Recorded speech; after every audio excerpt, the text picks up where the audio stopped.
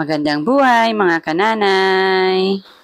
Maaga po akong nagluto ngayon mga kananay dahil balak ni katatay na umuwi ng Pampanga.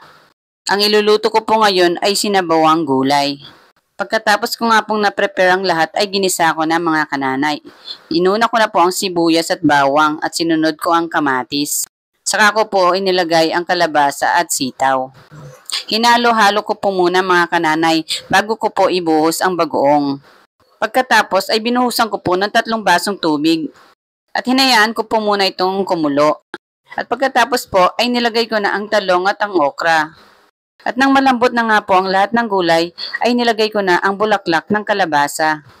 At saka po ay nibabaw ko na rin ang tilapia na pinirito ko na kanina. At nang kumulo nga po uli ay tinanggal ko na sa apoy. O yan mga kananay, luto na. Try nyo na din. Pinagsandok ko na nga po si katatay para makakain siya bago siya umalis. Pagkatapos niya nga pong kumain, ayun na nga mga kananay. Gumayak na siyang magbihis para maaga siyang makarating sa Pampanga. At pagkatapos niya nga magbihis mga kananay, nagpaalam na siyang umalis. Nagdala na rin para siya ng helmet mga kananay. At nilabas na nga niya ang motor na kanyang gagamitin. O yan mga kananay, hanggang sa muli. Salamat sa panonood. God bless sa ating lahat.